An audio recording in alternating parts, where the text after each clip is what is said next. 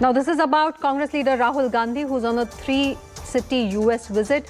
Now, Congress leader Rahul Gandhi, who is in the US on a three-city tour, has once again attacked the central government. Rahul has said, and I quote, that institutions in the country have been captured and common citizens of the country don't seem to be happy with it. He also spoke on his disqualification from the parliament. Rahul said that he is the first person in India to be given the highest punishment in defamation since independence.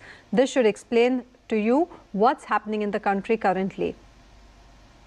Now, there are some reactions that are coming in on the story. Let's listen in. I mean, there is a definite capture of the institutions of the country. There is a definite capture of the press in the country. I am not convinced that I don't believe everything I hear. I walked across India, walked from Kanyakumari to Kashmir, and talked directly to millions of Indian people, and they didn't seem very happy to me. And they were very clear that there were serious issues with regards to unemployment. There was massive price rise. So there was an angst in the people. I'm the first person in India to be given the highest punishment for a defamation case. It's the first case. I'm the first person in Indian history since 1947. Right? Nobody has been given the maximum sentence on defamation, and that too on the first offense. Right? So that should explain what's going on here. देश में जाकर के अपने देश को criticise करे, उसकी भर्त्सना करे, देश को नीचा दिखावे, ये कोई भारतीय किसी को भी अच्छा नहीं लगेगा। और ये वही कर रहे हैं, कांग्रेस पार्टी वही कर रही है। यहाँ पर तो उनको जगह मिलता नहीं है, यहाँ पर तो उनको ऑडियंस मिलता नहीं है। विदेश में जाकर के एक कमरे में 100-200 लोग इकट्ठा कर लेते हैं, आप वहाँ कुछ भाषण दे डालते हैं, जो कि यहाँ पर फिर रिलीज होता है, कोई उसको सुनता नहीं है।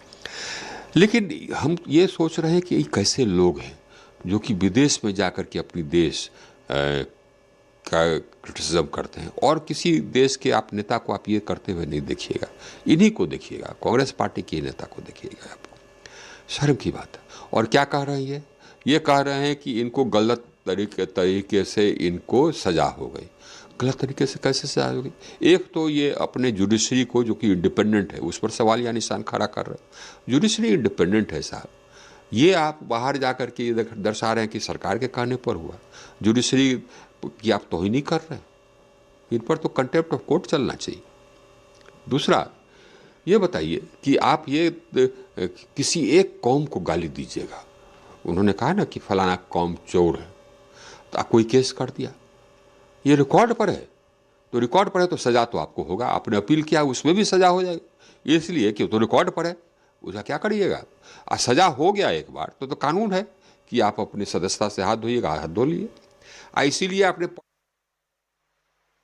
Being joined by Pallavi Ghosh, our senior editor. Pallavi, this is not the first time this has happened, and this is also not the first time that this criticism has been leveled against Rahul Gandhi.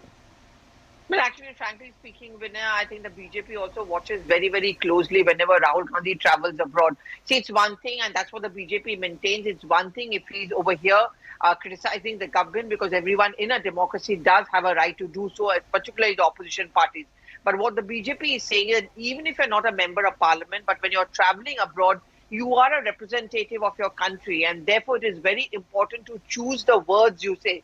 So if you look at Rahul Gandhi's interaction, and yesterday was the third one, in which he makes a couple of points. One is the complete erosion of democracy in our country, how every institution, including the judiciary, has also been compromised. When he says that he got the harshest punishment ever in a defamation case, what he's insinuating is that the central government actually tweaked the entire judicial legal system to ensure that he was out of their way. He also talks about minorities, specifically the Muslims, being targeted, and that there's no place for them in our country. Media being compromised, every institution being compromised. So the BJP says that surely things cannot be so bad that whenever you go abroad, you find everything wrong with us, our social structure, our economic structure, as well as the political one.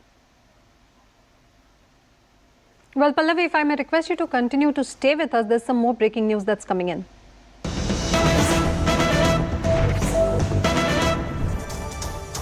Now, following Congress leader Rahul Gandhi's continuous jibes on the Modi government abroad, RSS chief Mohan Bhagwat has reacted to it and has said that it is our responsibility and we all have to work together for our country.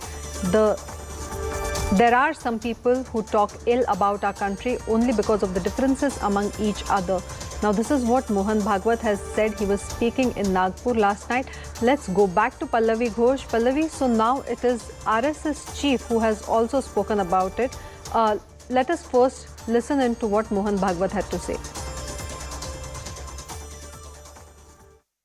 सीमाओं पर हमारी स्वतंत्रता पर बुरी नजर रखने वाले शत्रु बैठे हैं, उनको हम हमारा बल नहीं दिखा रहे, हम आपस में ही लड़ रहे हैं और हमें भूल रहे हैं कि हम एक देश है, हम एक जन है। ये भी दिखाई देता है। अच्छा, केवल यही होता तो जाके प्रबोधन करके इसको ठीक करते, लेकिन इसको हवा देने वाले भी लोग हैं। ये सारे देश के राजनीतिक दल है। एक दूसरे पर टीका टिप्पणी उनको करनी ही पड़ती है, करे, जितनी अधिक कर सकते करे, परंतु लोगों में विसंवाद उत्पन्न न हो, अपने देश के गौरव को कोई लांछन न लगे, आपस में लड़ाई झगड़ों को हवा न मिले, इतना विवेक तो रखना चाहिए, लेकिन नहीं दिखाई देता।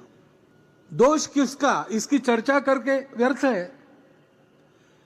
अपने देश की एकता, अखंडता, एकात्मता को कायम रखना ये हम सबका प्रयास होना चाहिए और अगर उसमें कुछ कमी है तो सबने मिलकर ठीक करना चाहिए। केवल दोषारोपण से काम थोड़ी चलने वाला है।